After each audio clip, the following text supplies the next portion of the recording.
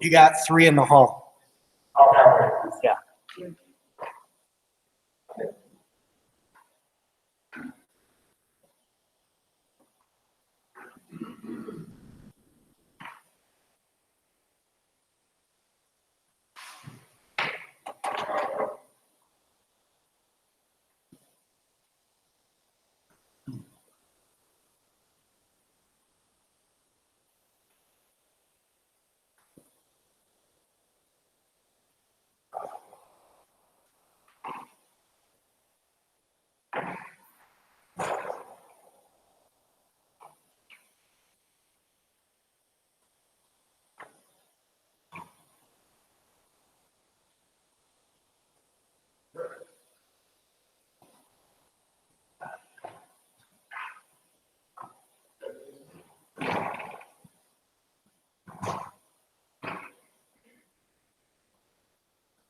3 more.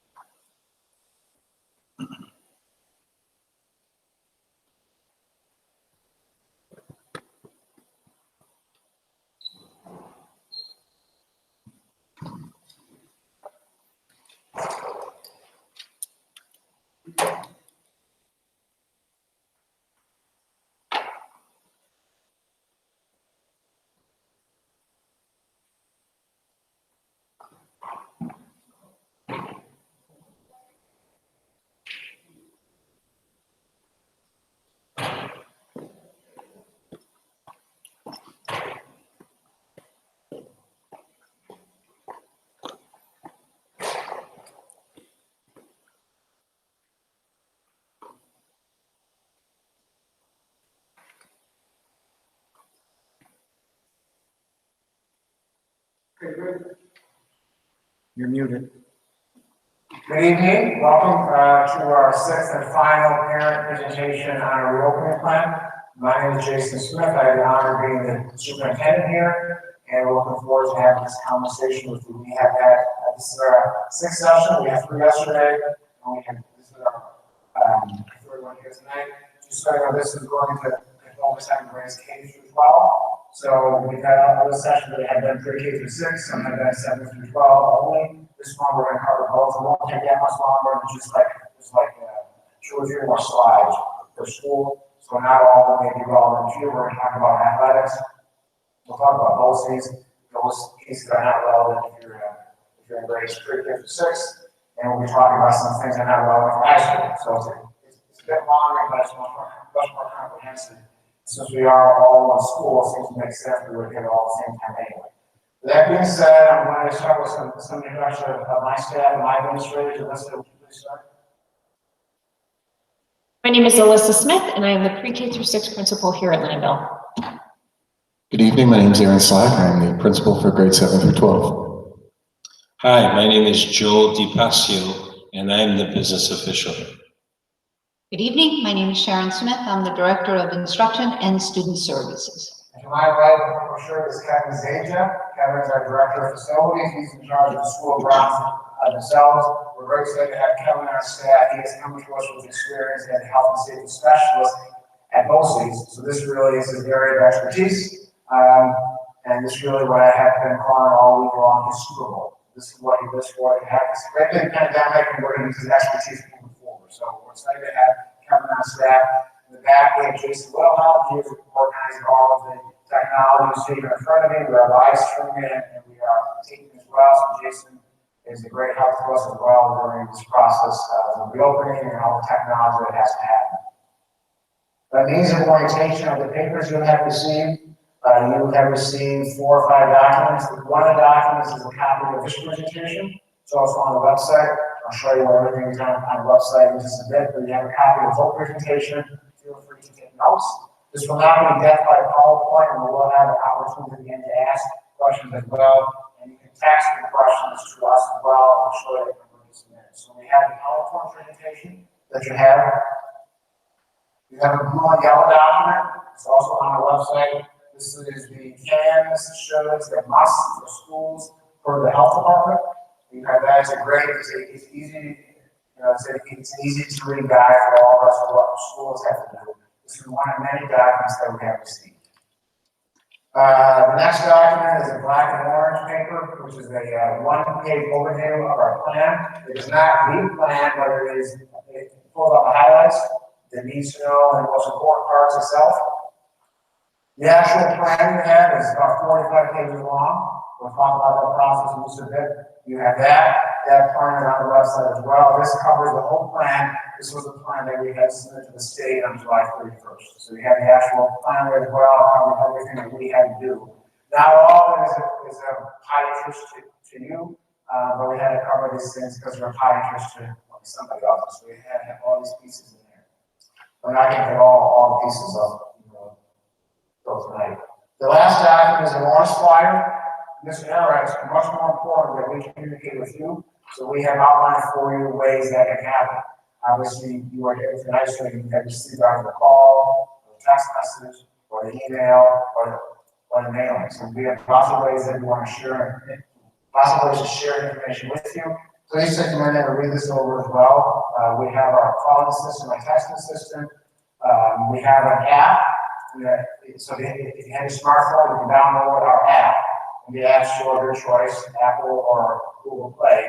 It's a free download. It's not the entire website, but you know how to get to go from channel to news, big snowstorm coming, whatever. We can send out those alerts as well. There's a nice little summary there on the website on the app. The website also has a mobile view, which you can download the app. If you haven't done that, please take some time to make sure that happens. And we have a district text line. It's not my phone, so you can use it anytime you want. It goes to an email line, but you can't send a text just as you would to send a text to a friend. The family number is 207-3223. You can send us a text anytime you want. We don't check it 24/7, so if you want to send me a text on Saturday night, feel free. I won't see it until I go in my email and see it when I watch it. So there's no worries. If something's on your mind, send us a text, and we get back to you within 2 or 3 days, if not sooner. We'll also talk about Let's Talk. The system we have Let's Talk, so I'll show you when I show you the website. So those are the papers you have there in front of you. And I think we'll get started. So again, we'll give you time to ask questions at the end. You can also text in questions as we speak. I'll show you that number again, and they'll be answered by me or by somebody up here at the end of the night to listen here and monitor that dialogue.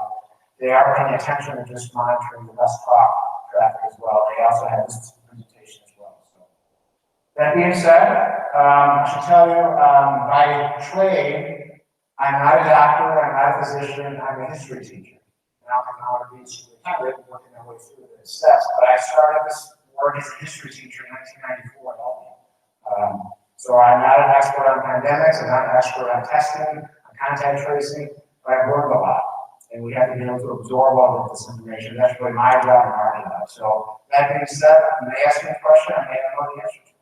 Or I may have to get back to you on it, or we may be asked something that maybe we haven't already thought of. So please grant me that patience, I'm sure you will, and knowing that this is an experience for all of us. So can we all agree that in the year 2015, we never thought we'd be in this spot 5 years later? And I know there's been some dialogue on the newsletter, we knew this was coming now, but I sure wasn't paying attention to it. So now we're in my wildest dreams, I think I'd be here talking about reopening the school, talking about masks and gowns and hand sanitizer and all these things that we have just come to accept now as a new way of living our lives. So just some context. Some more context is even though this is happening, our work as a school has not changed. So the mission and vision there is probably more important now than it has been ever. Our work of teaching students, providing them meaningful opportunities, having safe atmosphere has not changed. If anything, has caused us to be more cognizant of what we're doing. So our work as a school, even though we're talking about some temperature checks and all these things, our work as a school still remains to teach, is teaching and learning. And then we've identified core beliefs of highlight. We have these beliefs that we think are important as a school district that we wrote several years ago.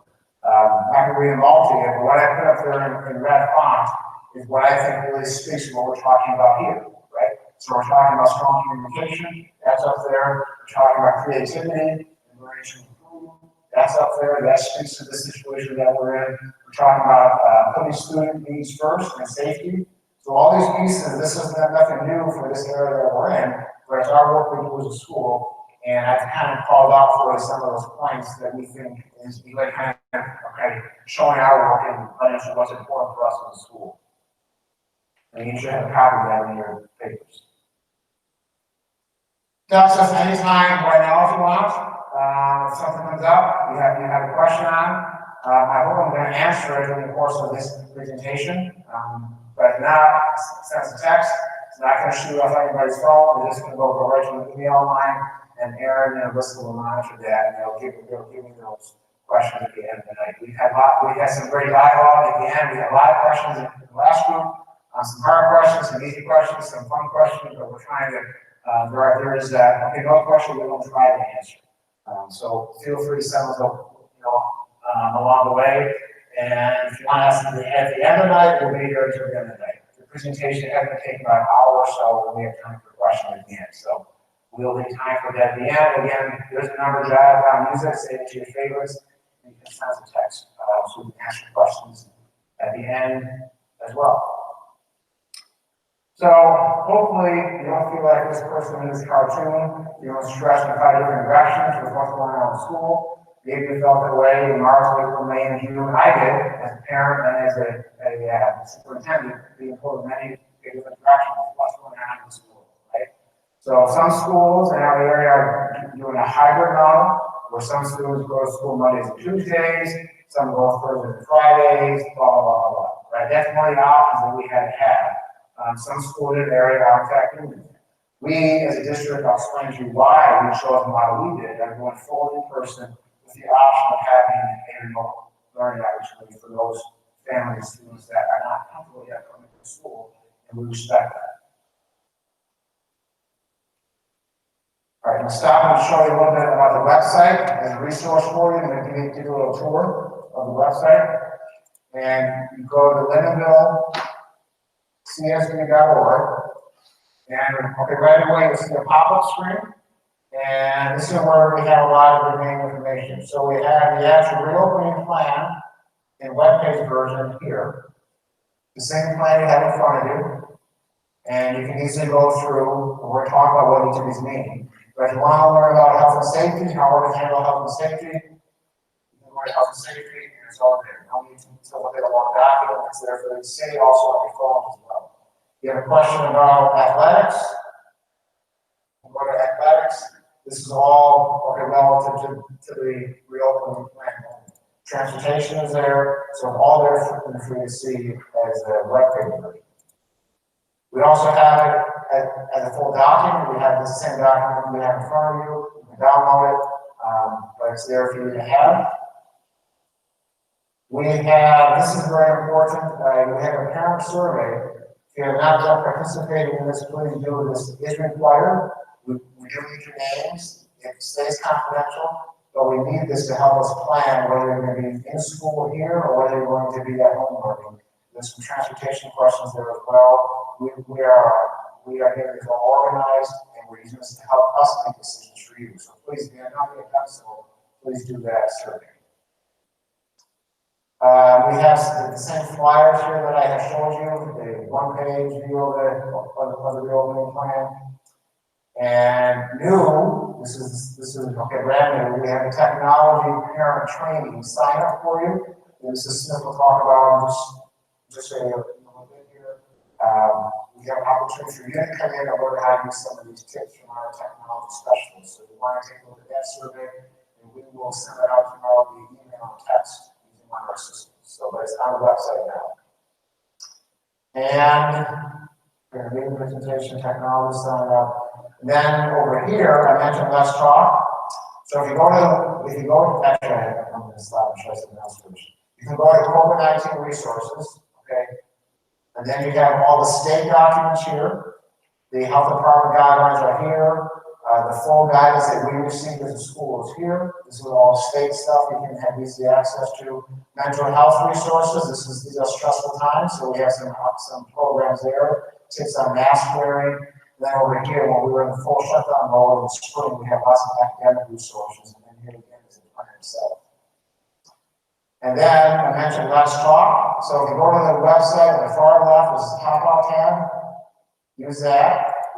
You can send us an email. We're always sending us an email. So the topic might be transportation, and I am a parent, and I had a question. The subject is busing, and something like what time does a bus leave? I mean, that's not a good question to ask, but I'm just going to do this for people here. You can do this anonymously or not. We can still respond to you if you choose to be anonymous. If you give us your name and email, we will also respond as well. And then we can hit send. And then you can just send an email. It will come to me about transportation. But this is veteran law, so she doesn't mention that. So we will, that's just a sample one, easy way for us to you're free to contact us. And that's how our texting line works as well. So if you send us a text, you go right into Let's Talk. But you can do it from your phone. Don't get an app. Just send us a text like you would send anybody else a text. So a history teacher, here's a timeline. Here's how this all started, and here's where we are. The last day of school we had with our students here was on Friday, March 13th. Saturday, March 14th. We shut the schools down. I have a conference call all afternoon with the health department and my colleagues. We'll have to get them to their life, and then get to school on Monday with no students. And then we had teachers here on Tuesday, and then we were in full remote, and we did the best we could. We're going to talk about that phrase, the best we could later on. But that's how this got started. Then in mid-July, we received guidance from the state. We have a 145-page document here that covers everything that we need to know should we open the school and what we have to do to satisfy the state. That was here. At about the same time, we issued an optional parent survey. So we've had 2 surveys now. The one I showed you is not optional. The one I'm talking about now is optional. And we use that survey to gain feedback from you all as to what you're concerned with. What you want, what you didn't want. I'm going to show you some of those results here in just a second. And then from July 20th to July 31st, we met for 2 full weeks. My administrators and our staff, our parents, some parents, we had parent reps, we had student reps, we had board of education reps, we had staff and faculty. We met and we talked about what has to be in this plan. So I did not write this by myself, we did it as a team. And then on July 31st, the plan was submitted and also sent to the state. And I had a question prior, has the plan been approved? We have not heard back. The assumption is the plan has been approved. So they're looking at the plan as we speak. They're going to contact us by Monday of this week and have no contact. So the plan is good as far as the state goes. So the survey I talked about, the optional survey, we use this to help us make a decision moving forward. The graph on your left, I know you can't see the words that well, but the graph on your left, the dark green and the dark purple line, that's about 66% of our respondents. That question asked, do we want our students back to school? And if so, how? And the answer was we want them back as normal as possible with some precautions. Obviously, can't be the way things have always been, but that spoke to us loud and clear. We want our students back 5 days a week with some restrictions. Okay? The graph on the right said the exact opposite. That dark blue bar was strongly disagree. We don't want to do hybrid. We don't want to do early in. Okay, and we really wanted to do a straight 5-day model with some precautions. We'll talk about those precautions in a minute. Next graphs basically say the same thing. These graphs look at different schedules. The first graph on the left is basically the schedule as we know it, 5 days a week. Comes out to be about 66% of our families want these students back 5 days a week with some safety measures. The rest of the graphs speak to modified schedules like half days, 4 days a week, 3 days a week, 1 day a week. We had all kinds of options up there. Those, as you can see, based on the dark blue and dark orange, we did not receive a lot of support. Some didn't care. And what's interesting is the survey that is required, those numbers almost match up. So we have about 15% of our families right now saying they want to come to school, or they don't want to come to school, they want to take advantage of remote learning. Okay, so the numbers match up, and we're happy for it. We're happy that the numbers are rather consistent. So we use this to guide the plan. It wasn't what I wanted, or what they wanted, or what the board wanted. We used the feedback from you to come up with a plan that will best meet the needs of all of us, knowing that not everybody may be happy. So we're giving options as much as possible to recognize the options for our families. So the 3 most important supplies from the year, besides pens and paper and laptops, patience, flexibility, and grace. Okay, as you walk into the year is going to look a lot different. We need patience and grace and flexibility from each other because it's going to be a challenge. We're up for a challenge.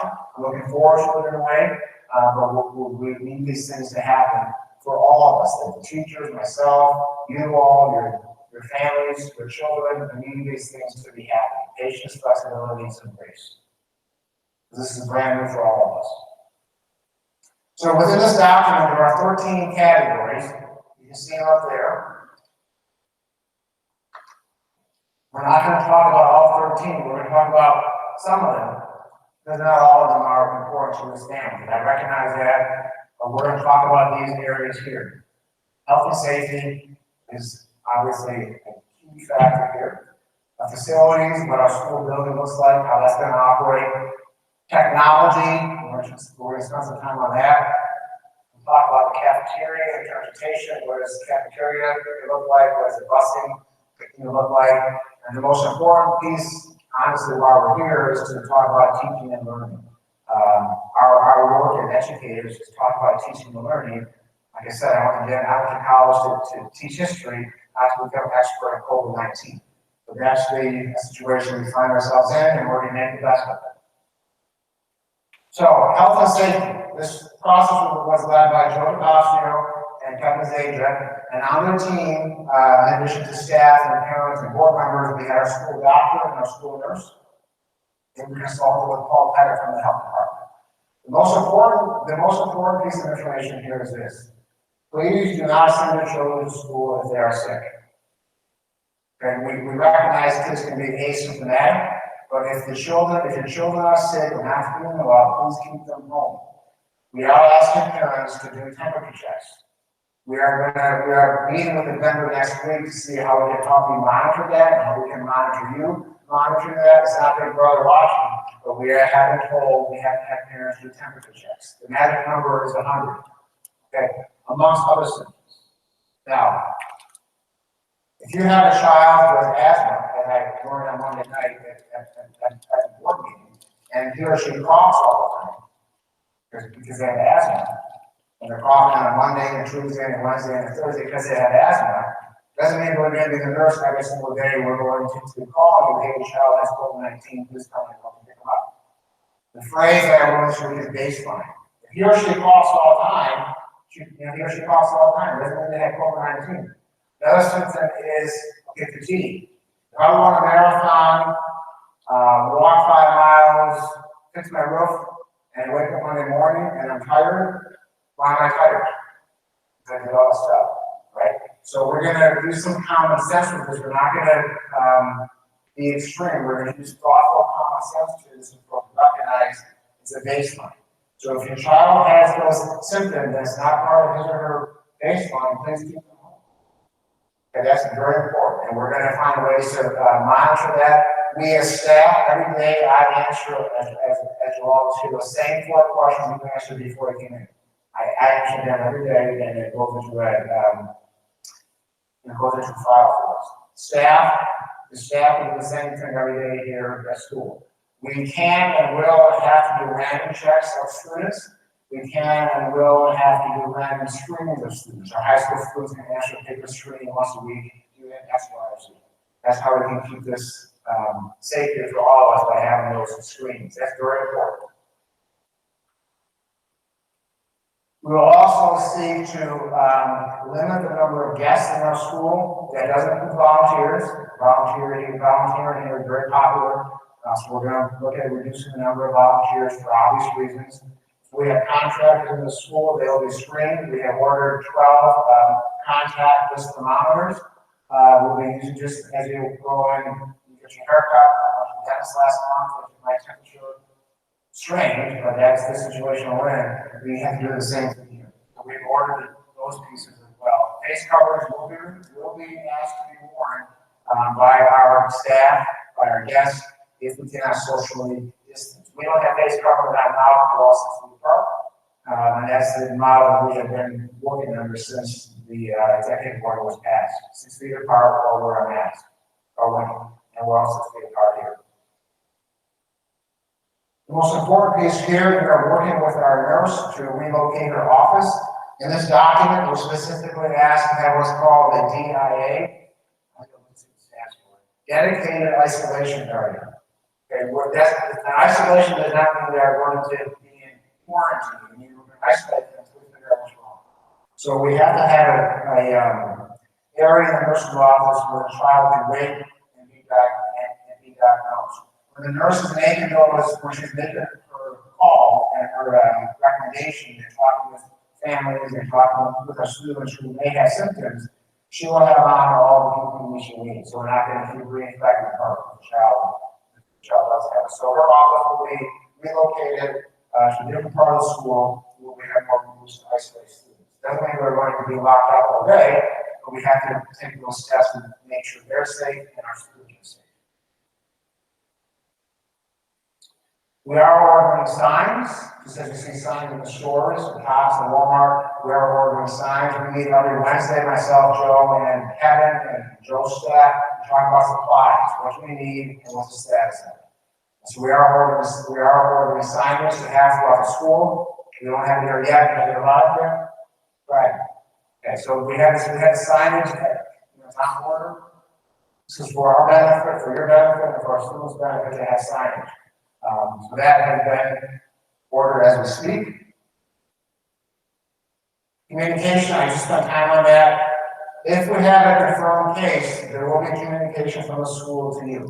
We're not going to say who it was, obviously, and we're not going to know who it is until the family tells us. The health department cannot let us know that Johnny Smith has COVID-19. They can tell you to please let us know. That will help us out and them out in contact tracing. But they cannot let us know, and we have to rely on families to tell us if they have a confirmed case, same with staff. Okay? So we will share that information with you. We're going to talk more about what it looks like in just a minute if we have a confirmed case in our school and what has to happen. But we will stay in contact with the health department.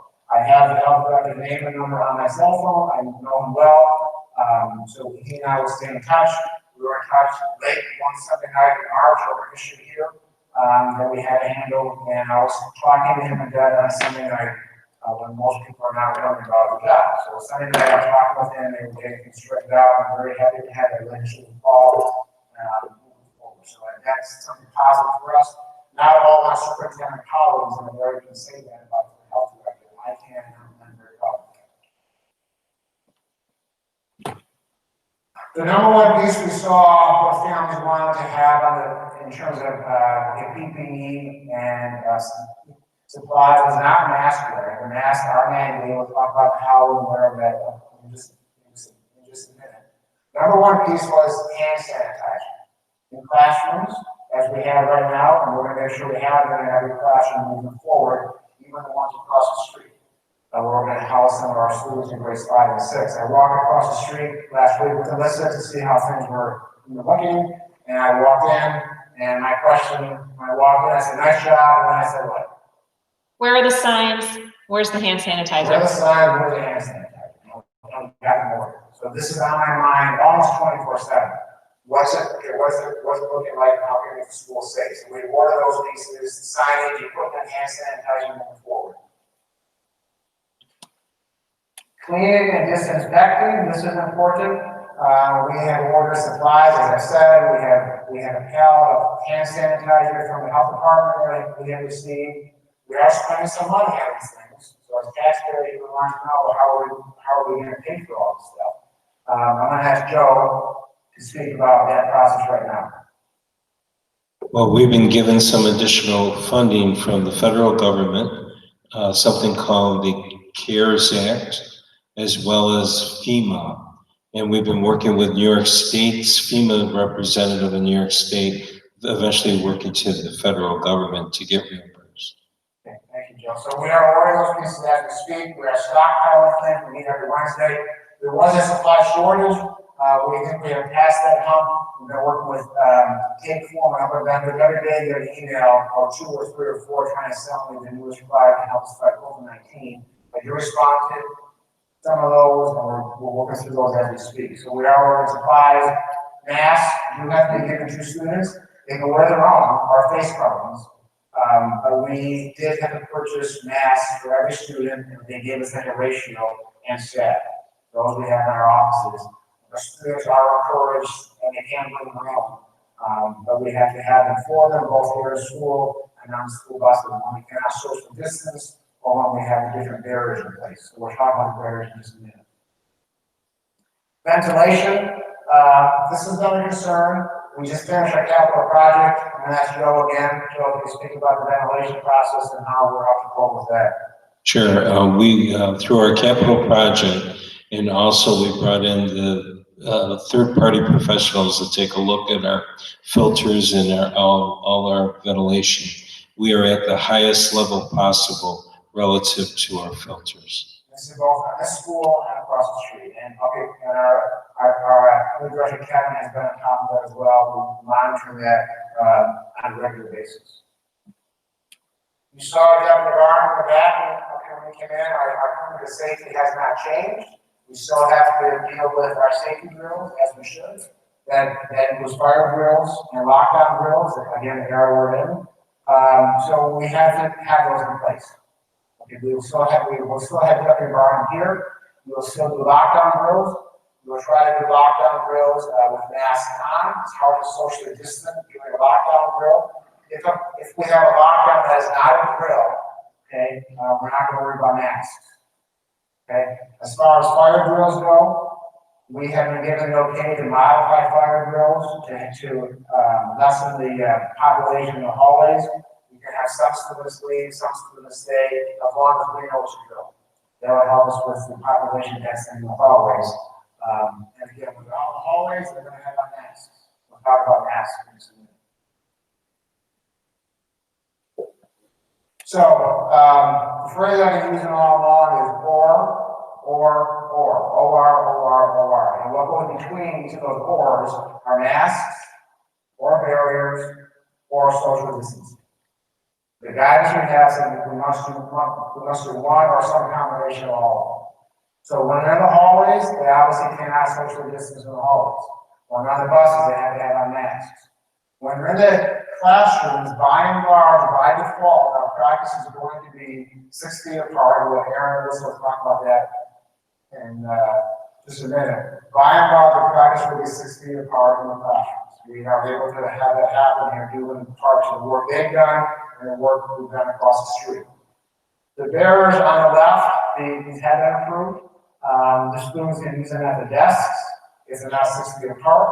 They can use them if they want to use them, even if they are 6 feet apart.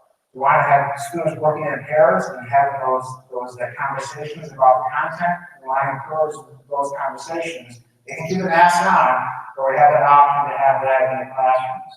The picture on the right is what we use in the cafeteria. We don't have a choice there. Okay, we have to have barriers for the students in the cafeteria. They can't keep with masks on. So we have purchased there, and I think they're right today. The office barriers have right today. So we went order these things, and they are arriving on a weekly basis. So those are an example of barriers, just like you see in the restaurants and bars and bowling or care salon having some barriers there. We can do the same thing here in the cafeteria. We have a whole system set up for the cafeteria that we'll talk about in just a minute. Before I get into this, Joe, anything else you want to add on health and safety? Just one additional thing relative to the barriers. We got feedback that says, can our students have masks on all day? So they gave us the opportunity to look into the potential of purchasing barriers, which we did and they're coming. Some are here now, some are coming, which gives them, the students, the opportunity for a mask break. And if they need the mask break, some students might leave their masks on all day, but one of the reasons for the barriers, give them the mask break and still protect them. Okay, so here's one of the high levels of interest, I'm sure. What happens if we have a positive case in our school? The first thing that happens is that we're not going to panic. I'm not going to panic. We're going to use a thoughtful approach to this, and we're going to be making some thoughtful decisions. Probably not all by myself. We have a doctor and a nurse and a health director all at my disposal. So we will be thoughtful with this, but we will not panic, and I will not panic. That being said, this is what the guidance is. This is what the guidance calls for from the state. It's and. So we have or, now it's and. If the student is diagnosed with COVID-19 or has symptoms, that's what has to happen for him or her to come back to school. Okay, we have to have 10 days since we have had no symptoms. 3 days since I stopped with the fever, and 3 days since the symptoms have improved. Honestly, we need our families to use their doctors or other physicians. That's the best thing that we can have.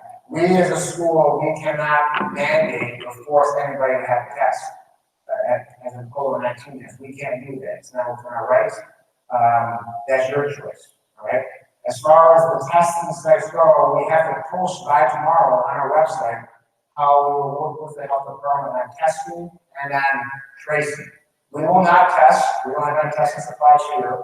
We work with the health department, and by last check, the free testing sites, I know they're hard to get, the free testing sites close to us are at MCC and NCCC in my county.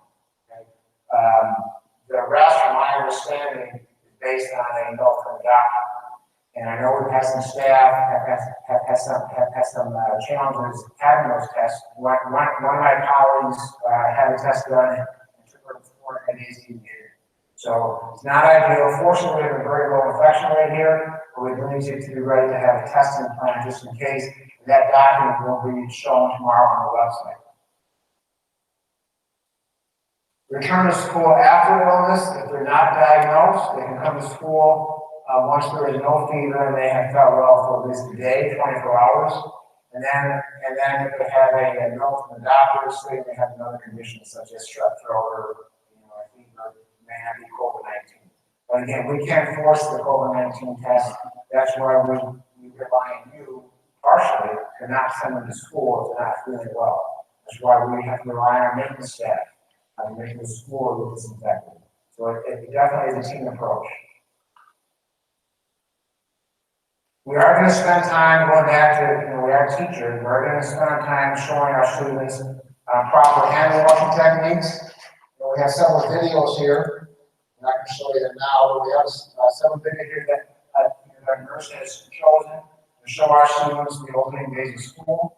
I was asked if I was going to sing any of these, they're not going to sing any songs, hand washing songs, but we are going to have them available for our students to watch and listen to for all our students as part of the piece we're going to do the open week of school, hand washing techniques. So we have looked at some of those.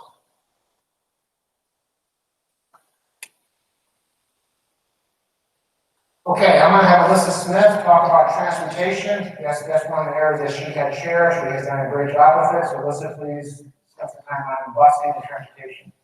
Transportation will look a little different this year. It is based on the survey that you filled out. So if you said we need transportation, then you are on the list. Our director of transportation, Mrs. Lynn Fessner, is going to work out different bus routes. So you may have a different driver than you're used to. You may have a different pickup time or drop-off time than you're used to, but we're working hard to make sure that we have spread out the students as much as possible across all of the buses that we have. 100% of the students who ride the bus need to wear a mask and they will have an assigned seat. If they have a sibling, they will be sitting with that sibling or family member on the bus, and we will be loading from the back to the front. We will be cleaning the buses in between each of the bus runs, and if a student comes to the bus and does not have a mask, the driver will provide a child-sized or teenager-sized mask for all of the students. Can you click to the next? So one thing that is different this year, especially, you may only select one before school address and one after school address. We simply do not have the capability to handle, today I want to go to this house and tomorrow I need to be dropped off at Auntie's and Wednesday at Grammy's and change. We simply cannot do that based on safety and hygiene protocol. So one of the things that you can use to help us out, if you did drive your students to school, if you have the opportunity, you can invite a family friend, the plan there, the goal there is to reduce density on the buses. We have a good plan in place. The guidance is to wear masks and try to social distance on the bus when possible. So we have plans there. We're going to talk about what happens when they get off the bus. I want to talk about the staggered schedules in just a bit. So the most dangerous phrase in the English language is we've always done it this way. We've always taught school this way. We've always taught science this way. We have an English teacher here. We've always taught English this way. That phrase is dangerous to us now We have to change how, we already go to the dentist the same way. How we do business as a school, how I do business as your superintendent, it has to change, because it has to change. You know, we're not getting a wild or sugar now, it has to.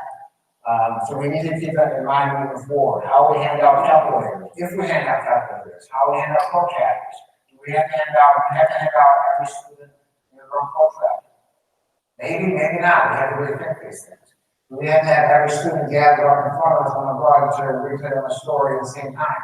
No, there's no law saying that has to be anyway. It's what we like, it's what works, but it doesn't work this way now. And I'm going to give the same message to the teachers next week. And this is not hard for me, by the way, too.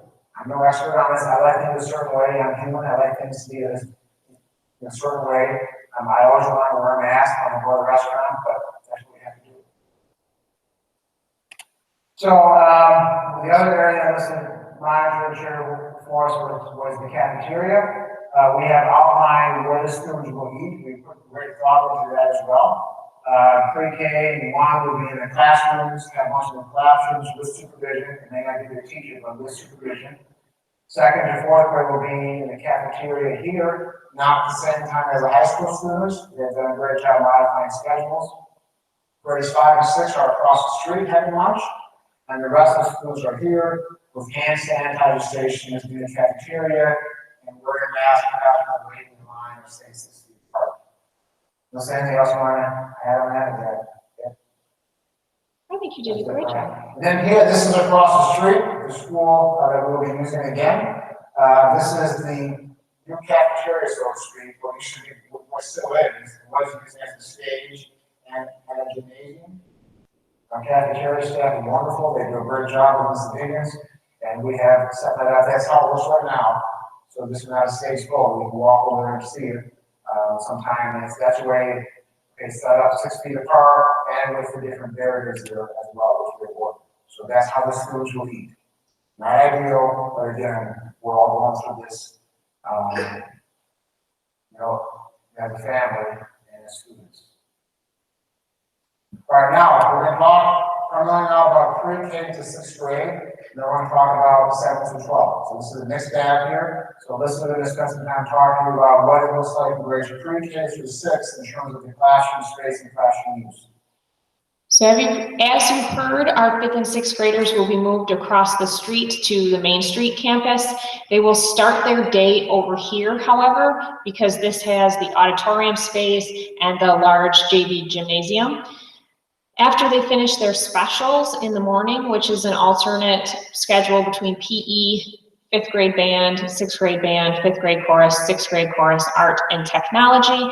They will walk across the street with their teachers if it's a nice day, and Mrs. Spessner has arranged that a bus will come and pick them up in inclement weather. They will remain across the street on the 2nd floor for the remainder of the day.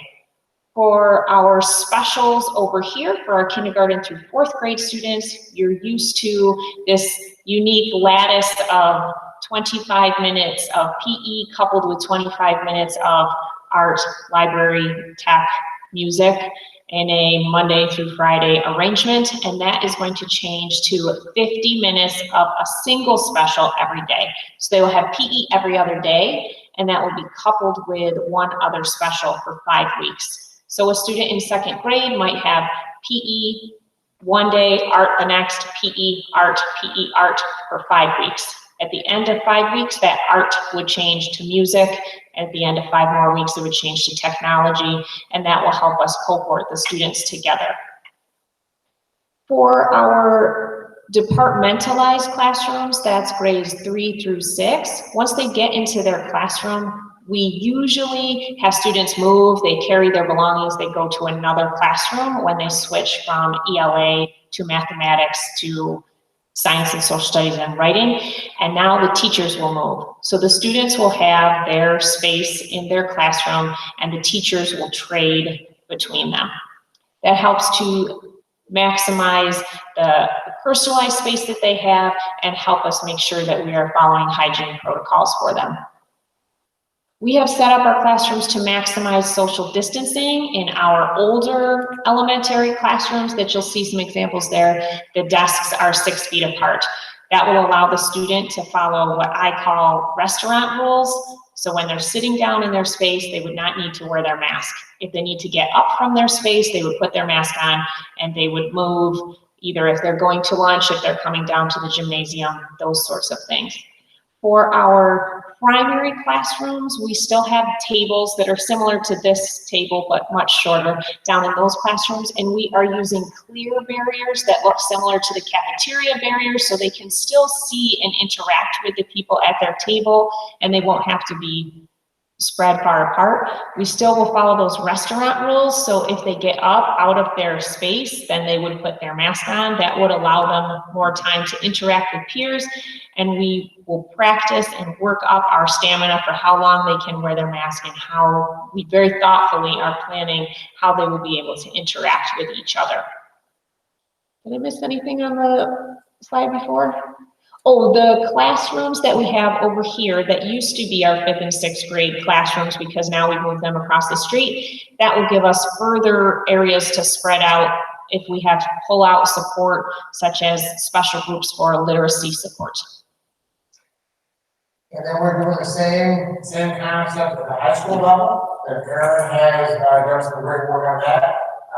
He's going to talk with you about his newfound math skills that he's used as a former English teacher and how he worked on classrooms at the high school level for our students in grade 7 to 12. Right, yeah, I even authored some new mathematical formulas this summer. I'll tell you about that later. I think we all know when we choose to work or send our children to school in Lindenville, we have a very particular set of values that drives that. And I think we're very fortunate.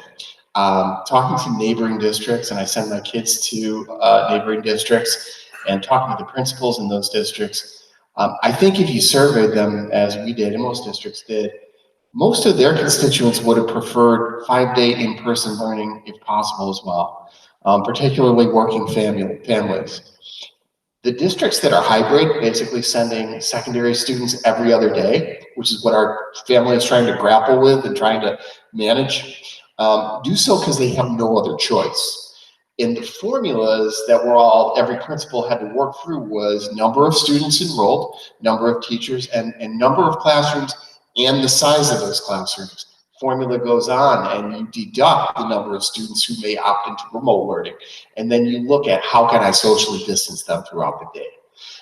Because I basically have had the personal experience of, we returned to in-person work here on June 1st. We're working in offices or meeting remotely or meeting in large group spaces where it's easy to social distance. I have not had the experience of trying to wear my mask for extended periods of time and either communicate by phone, video, teach, etc. When I've tried it, the longer it is, the tougher it is. So asking our kids to do that all day for instruction, we thought was going to be asking quite a lot. Our students will be required to mask on the buses and in the hallways, and a secondary student from age grade 7 to 12 spends less than 30 minutes total in the hallways transitioning. Some of our students, who are basically putting in a hybrid self-contained role, 7th grade, for example, their academic teachers will come to them and they won't transition at all for half of their day. But I think the bigger concept is we measured the average size of the classroom to be about 750 square feet. That's not as big as they build them today if you're building a modern high school.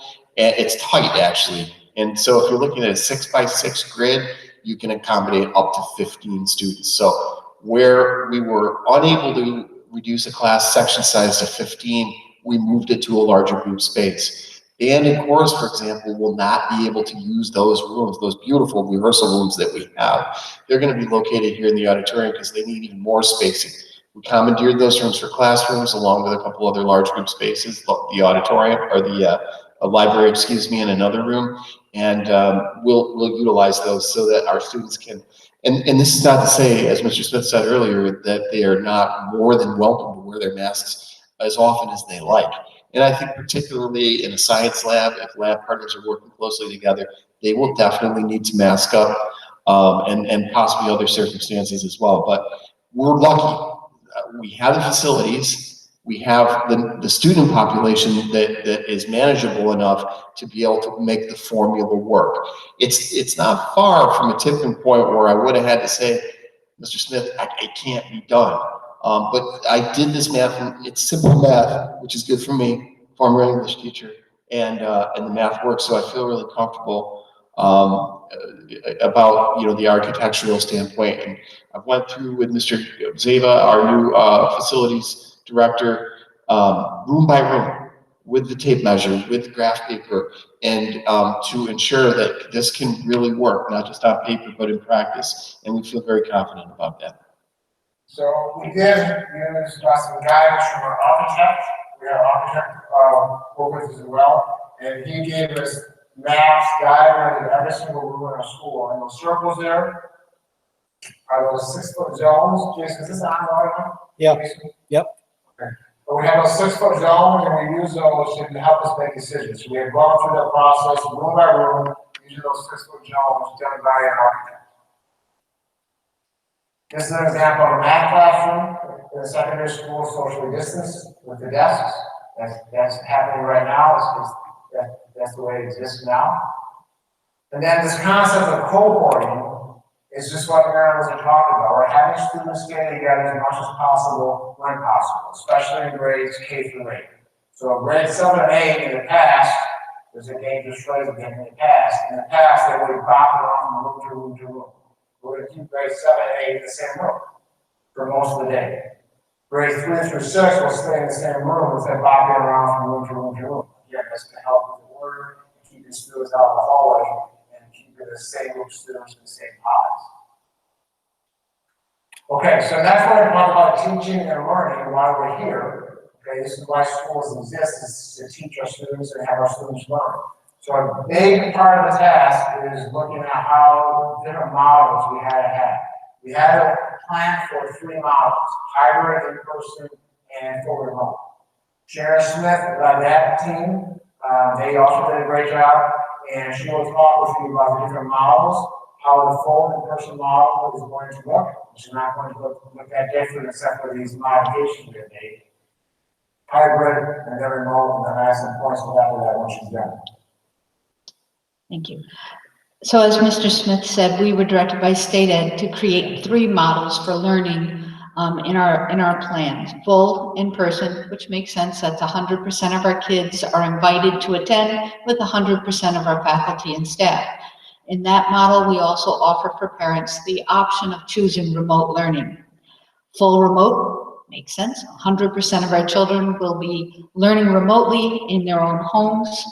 And then the hybrid model that many of you have read about, a number of our neighbors are implementing, and we did set it up in our plan. It's a split schedule. Some students would attend 2 days a week and like Monday, Tuesday, and they would be remote learning Wednesday, Thursday, Friday, while another set of students would be remotely learning Monday, Tuesday, Wednesday, and in person on Thursday, Friday. We are implementing the full in-person model come September because it was responsive to what our parents replied on the survey. The vast majority of our parents asked for in-person.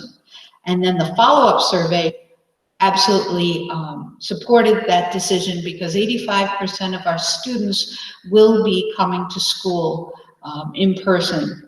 And about 15% of our students will be in remote learning as selected by their parents. Full remote, we would only go into full remote if the infection rate was rising and or ordered by the governor. In full remote, we would be using Google Classroom for grades 2 through 12. That would be our platform.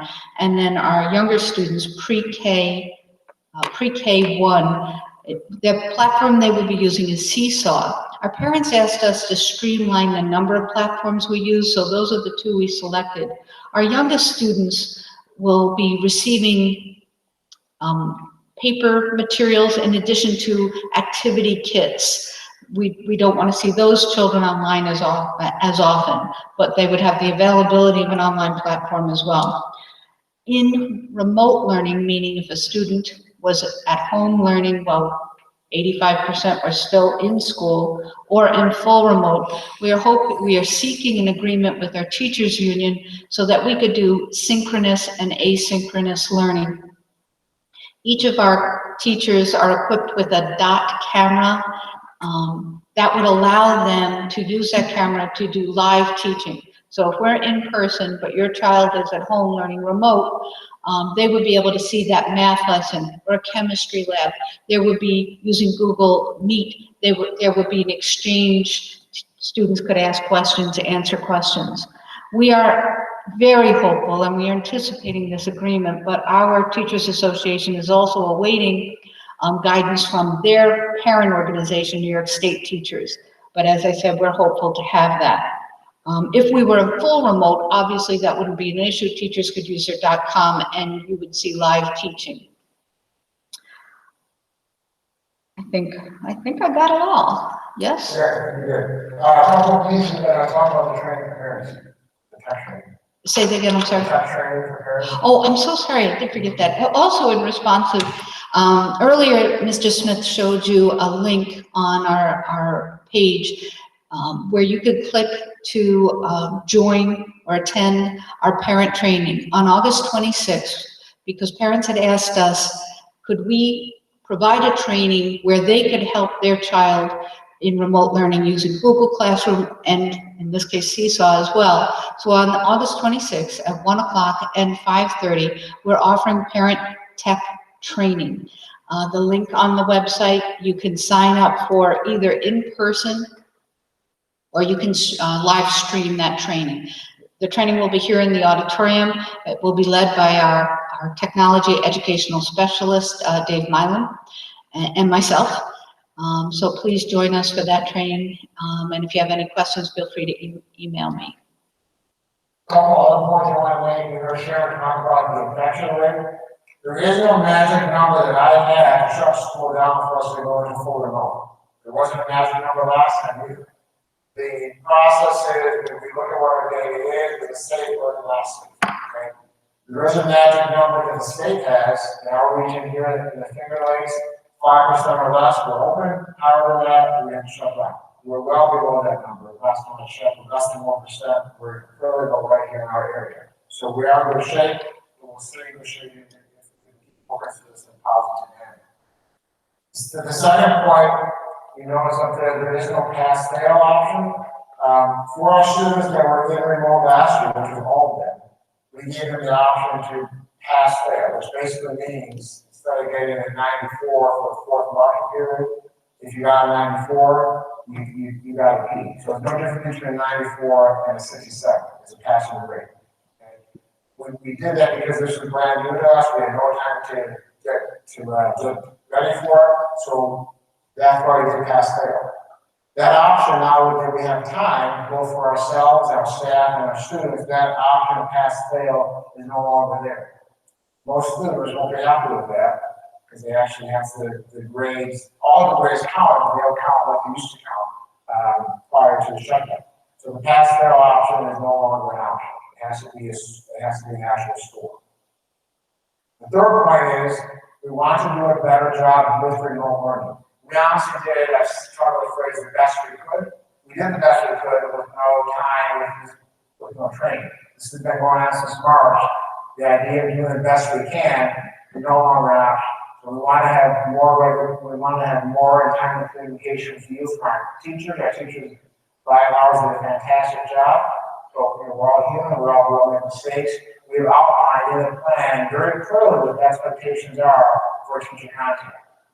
If the teacher is, if you contact a teacher, I know in my situation, we heard from some teachers all the time. They kept talking to us, emailing, suddenly never heard from them.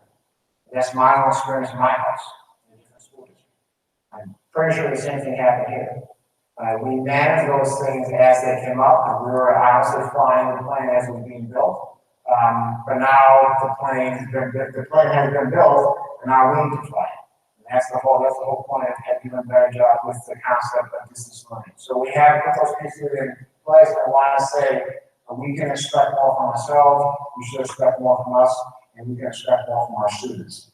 That's why we got the pass-fail option for our students. The expectation has been raised if we're in full remote, by force or by choice.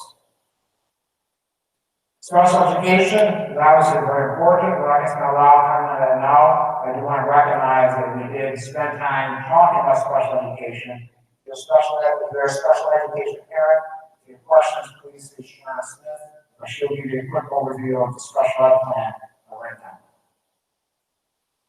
Well, the short statement is, our parents of students with special needs can be assured that their child's IEPs and their needs will be met no matter what model we're working in. We have a close relationship with our parents of students with special needs, and we will continue. I've been in contact with most of our parents over the summer. We'll continue to have that close relationship, and I can't say enough about how our special ed faculty supported our students with disabilities during that time we were remote. Many of them continue to have that relationship throughout the summer. So be assured IEPs will be fulfilled no matter the model we are in.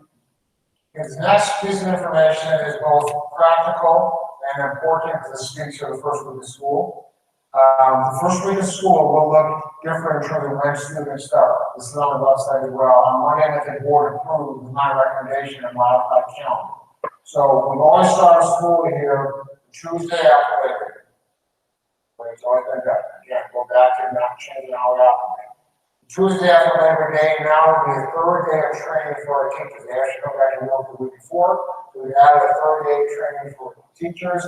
Then Wednesday, Thursday, Friday, we're going to start the arrivals of our students. So day by day, on Wednesday the 9th, we're only going to have the 11th and 12th graders here and 4th through 6th graders. That's it.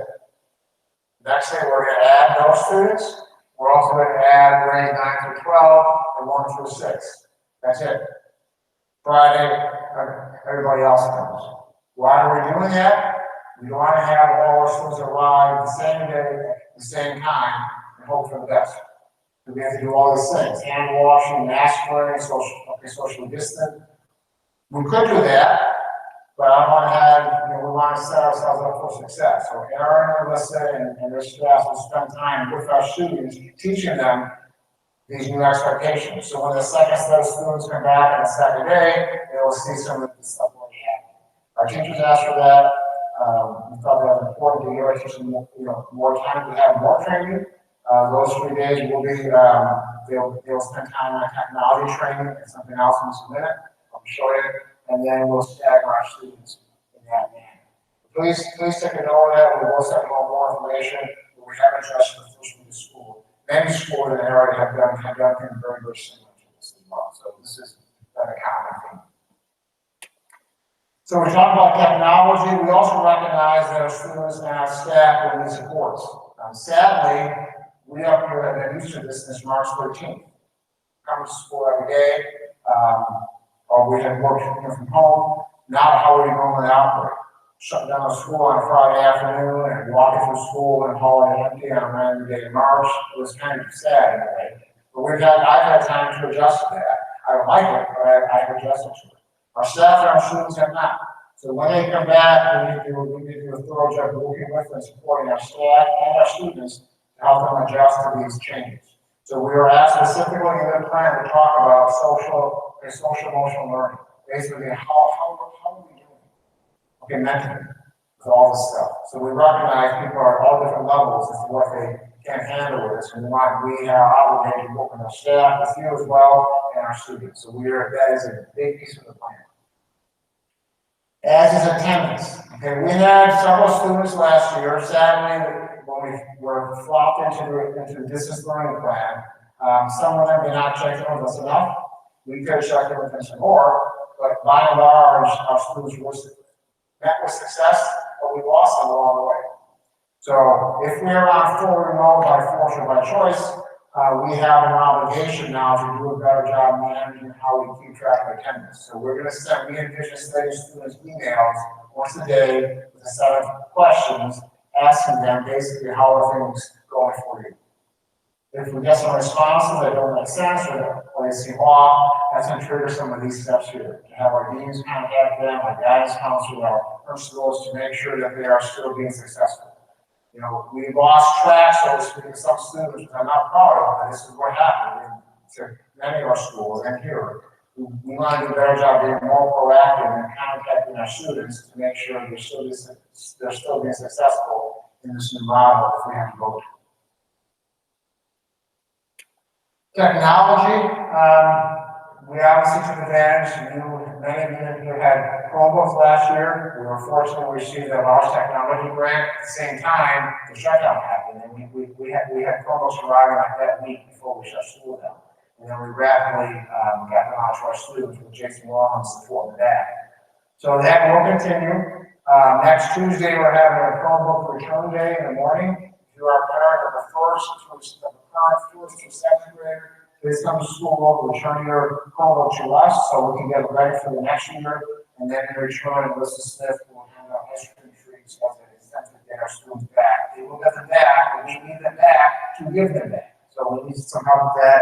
That has been advertised extensively on Facebook. Speaking of Facebook, I should mention this before.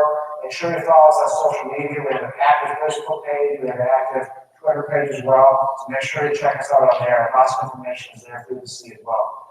So going back to technology, we recognize, I know this will be firsthand, having driven through the district, not every home in our district has reliable internet access and or reliable data coverage.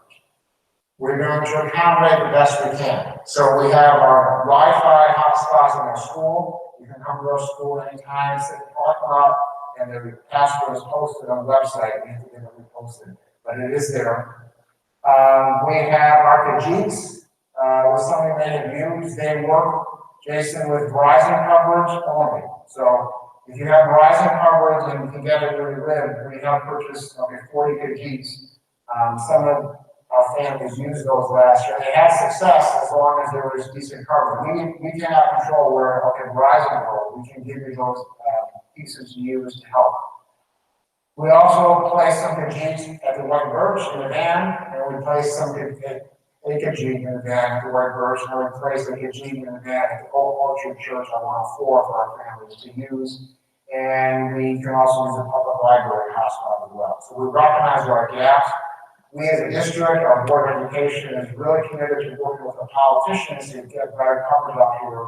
And I asked them to lead a campaign on that just the other day, working with my colleagues in the county to do a sense. How that? It's not going to help you tomorrow, but with long range, we're trying to work on this as a district and as a county. Do we have any families in here that go to BOCES as students go to BOCES? Yes? Okay. Thank you. Aaron's going to talk about a partnership with BOCES. Right. The plan right now for BOCES, it's not been formally conveyed, but is to do 5-day per week in-person instruction. BOCES will have no remote option because it is such a hands-on driven program, all of the programs. They're going to need to make some significant modifications to some of their programs, and that work is in progress. In fact, I think their reopening plan is just, it's much more complex and challenging than ours, and they're trying to be deliberate about it, and I expect to hear some formal communication from them soon. The big difference for this year is that we will allow students who have driving privileges to drive to BOCES. That's just to lessen social density on the BOCES bus. A student who is engaged in remote learning at Lindenville may participate in BOCES CTE program, but needs to get there. They either need to get here to the school campus, and we will provide the transportation to and from BOCES, or they can drive directly to BOCES. And for the juniors who participate in the afternoon programs, we will bus them home door to door, because currently, as the year starts, we will have no after-school activities. There will be no athletics, no extracurricular. So we will bus them straight back home from BOCES.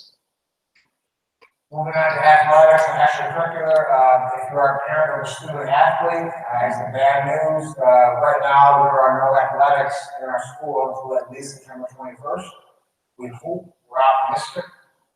If not, the State Athletic Association has come up with modified schedules where we could be playing soccer in March, football in March, that type of thing, basketball in April. There's all kinds of formats out there. So as of right now, sadly, there is no insured school athletics for our students. That's across the state. Aaron mentioned the extracurriculars. We usually have it after school. We need to give our teachers time to work with our students who are on remote learning as well. So it's a balancing act. We recognize the extracurriculars are important, Last year, we had to cancel the musical last year in Alameda, because of the shutdown. So we recognize these things are important, but again, so is teaching and learning more important. So we're balancing those things out, but again, we cannot engage in athletics. And in the district, we're gonna postpone extracurriculars, at least for the time being, to give our teachers time to work with those students who are on remote. So there's going to be some changes due to all these things happening. So the next steps, this is the last, we've got 6 parent meetings, we only had to have 3, but we decided to have 6 2 or 3 weeks ago. So this is our 6th and final meeting, we had 3 today, 3 yesterday, we had the same presentation. And we're going to meet the teachers and staff next week via in person and online. And then, this is important too, by tomorrow, I plan on posting to the website, one of us there now already, a whole separate section on remote learning. One of the pieces that we heard from the governor last week is what does your plan say about the online learning? That is called out specifically on the website now for you. It's there now.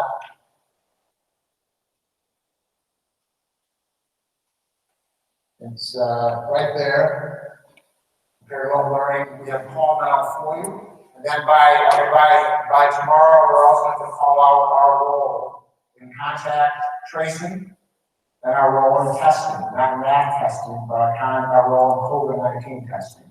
I have a document that's waiting to be approved from the health department. I will have all tomorrow on the website. You can check that tomorrow. It's time it's going to be there. It has to be there.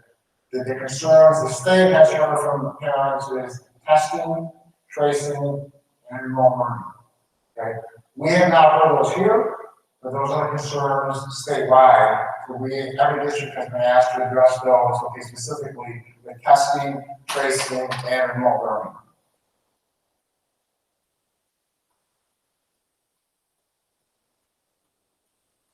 And I think we're ready for questions now. If they're sent in, I'm happy to take those from Alyssa and ask them to me in person the old-fashioned way as well. So do we have any questions? They were all answered. Wow. Do I get a prize for that? All right. Any questions from, yes? For the students that have trouble learning at home, when they enter the new grade, that's the color of the missed. Yes. And I'm going to have Sharon speak to what grade is your child in? Perfect. This is, repeat the question. Thank you, Jill. I've learned this new skill. So the question was, if we have students who have learning gaps because of the shutdown, will there be efforts to help them get caught up? Yes? Okay. Sharon. So I've been working with both our math support and our ELA, our reading support. We have resources in the building that would allow us to immediately assess both the math skills and those gaps.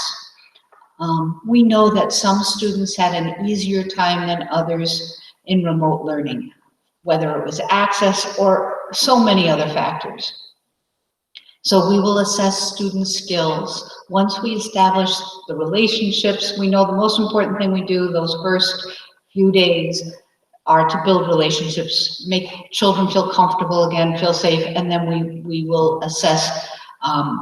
We have Reading Wonders is a series we use in reading, and there is a pre-test that we'll use, and it assesses skills.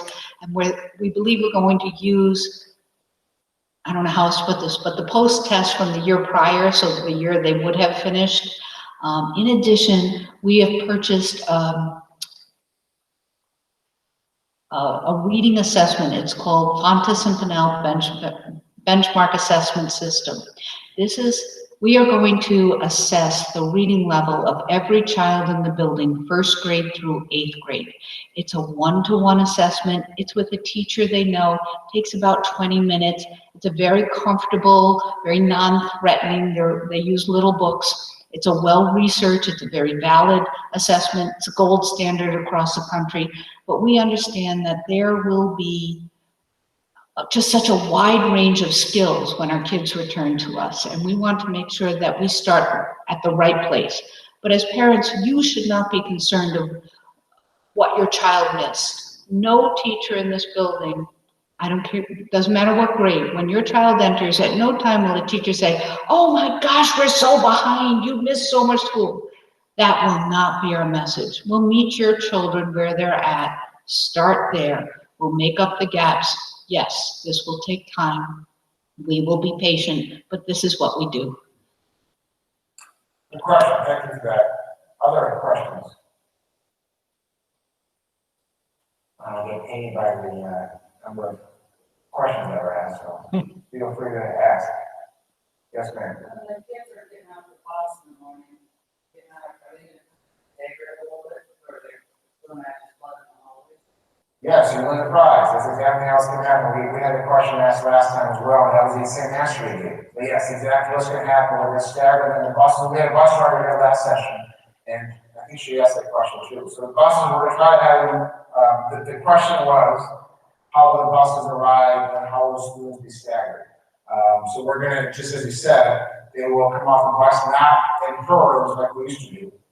We'll have the bus drivers let them off one bus at a time. We're going to monitor that with our staggered schedule. So we have thought about that. We have a plan for it to work, but again, we're going to see how it goes on the first day, monitor and adjust it. So, I was just going to mention that in addition just to the buses, the staggered release off the buses, we're going to have a significantly increased number of parents driving their kids in too. So that'll lead to our benefit in decreasing a social density that you used to get when you dumped, I don't say dumped, but 500 kids at once into the building. We won't do that again. yes.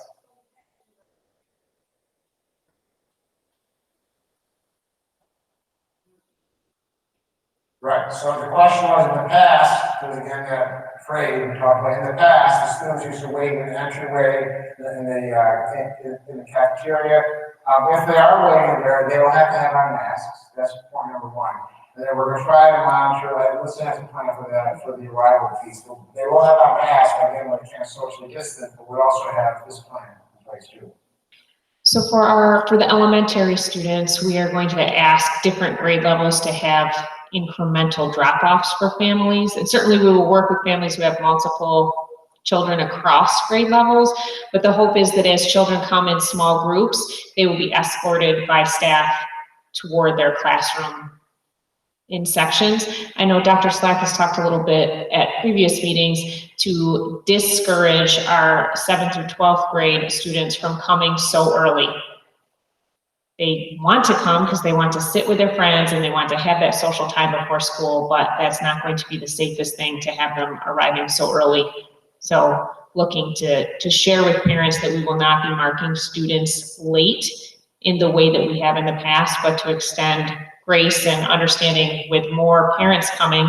If you were a parent that had to drop off a student before, you know, it wasn't a 1 minute through the loop. Sometimes there's a wait depending on where you are in the bus line and that sort of thing. So we are going to not be marking students late prior to 8 a.m. And again, when they are congregating, like in the hallways, they'll have to have that mask. Just as we do, we'll go to the store, so the same concept here. Well, my son on the hand up. I thought, oh, yeah. Sorry. Oh, good question. Are the little kids still get open houses here? Yes and no. Okay, so the way we have done open house in the past, is we're going to look at new. We're going to try to get to the same concepts of open house without having open house. We cannot have open house the way we have done it because of the number of people that we're involved. So I know this she has quasi back to school plans to address those same points that are addressed in the normal back to school night. I'm going to some detail on them. We spent time talking about it last week. So it will be different between the two kids. Raymond, who, sorry, your son, okay. So your son who hasn't been to kindergarten before, we're looking to have an opportunity where either you or your spouse would be able to come in with the child, show them the classroom, but it would only be you and the child and the teacher. And you would have a short amount of time that you would be assigned to. You would select from a list, and then you would be able to see what it's going to look like and have that connection. But for our older children who have already been here before, they will be possibly having a video from the teacher. If they already know their way around the school, they're not necessarily looking for, how do I find a cafeteria, right? They're looking for different pieces of information. Dr. Slack, do you want to share your thoughts for some of our older students? Right. I plan on collaborating with our teacher leaders, but developing a plan that is maybe extending the individual conference or small group conferences, maybe using video tools for that, and then actually using some of the staggered time when over those first 3 days, we're bringing 2 grade level cohorts at a time that will use that for some of the orientation, particularly for our newest students, our newest 7th graders. Okay, thank you. What else? Okay, yes.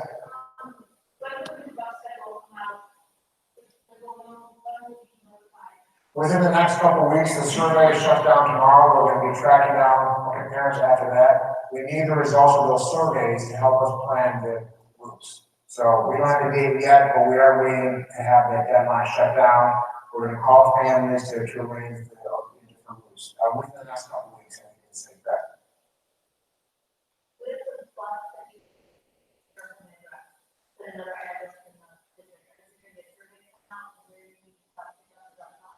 I can answer that. So the people who say, yes, I need transportation, those families are going to receive a transportation mailing that has I call it the sitter form or the grandma form, where you say, I said transportation, but it's not from my home.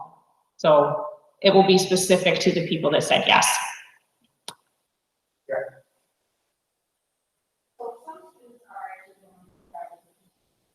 Absolutely, yeah.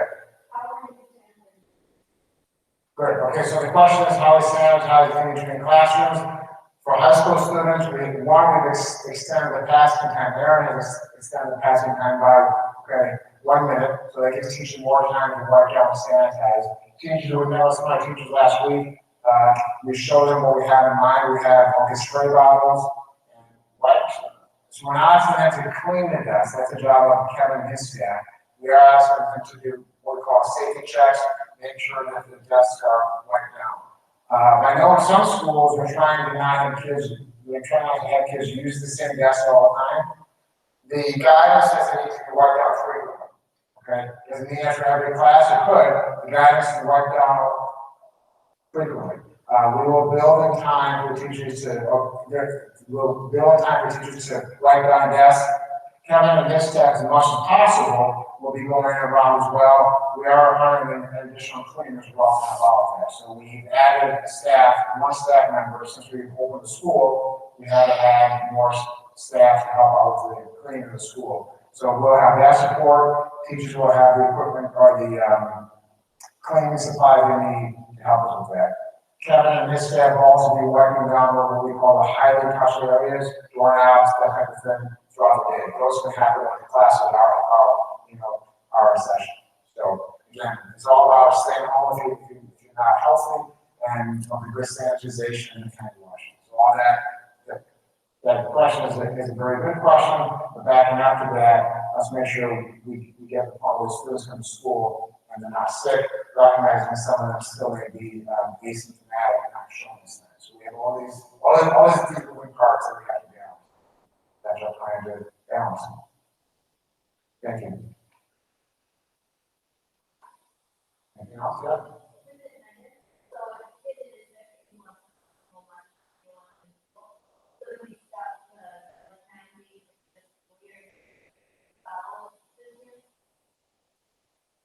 No, that's a very good question. I'm going to answer no, because we don't want to, we still want to encourage good attendance. I was never a fan of these perfect attendance incentives anyway. I know we have done them. There's good reason to not do them, especially in office students feel that pressure they have to go to school because they're going to miss their work. We know it's important. That's why we did the 9 days or less, because the perfect attendance can come every single day while people get sick. And we have to let students know it's okay to stay home. So the 9 days or less, that's something Aaron has said that we haven't modified yet. That's a very good point. Well, I think part of that also is that when we found we've been monitoring attendance in an unprecedentedly close way in the last couple of years. And that's for state guidance as well. And now we're informed to use, greater discretion. When we did drill into really chronically absent students, which is what the state asks you to report and identify and then explain what you're doing to intervene, we rarely, if we got to documented illness, it was a very different approach. And those were the small minority of the chronically absent kids. It wasn't about illness, it was about other things. So we try to be sensitive to that, and we're going to be particularly more this year. You cannot punish illness, and you have to err on the side of discretion when you're in the midst of a pandemic, obviously. But that's a very good question. Thank you. Anything else? Jason, let me add one thing. I don't remember if it was clear or not, so let me communicate this. Relative to food service, if you choose remote, and the food service is available here. If you're one of the parents and the students that choose remote, all students will have food available. If you're free and reduced, it'll be free. If you're one that purchases food, you'll be purchasing the food. But you'll have to drive up to pick it up, but just want to make sure the food service was clear, even if you're remote. Thanks, Joe. Anything else? Before I end, we have done 6 of these now, so I want to thank Jason Wilhelm on the back. I want to thank Kevin Zaja. I want to thank Alyssa, Aaron, Joe, and Sharon. We're here. This is our 6th time. Happy to have done this. So I want to thank them in front of you for the great job they did and helping us pull this off. And we will stay in touch with you throughout the year. Please make sure your information is up to date. Check us out on Best Talk. Like us on Facebook. Follow us on Twitter. All those other pieces we have really well. Send us text. No bother, send a text 7 to 5 a.m. You won't wake me up. I'll check it when I check it. So we're basically here 24/7, even though we're not. But we are here 24/7. You can contact us when you'd like. We're happy to stay back and answer any questions. And thank you for your time. Thank you for your thoughtful questions. Have a great night.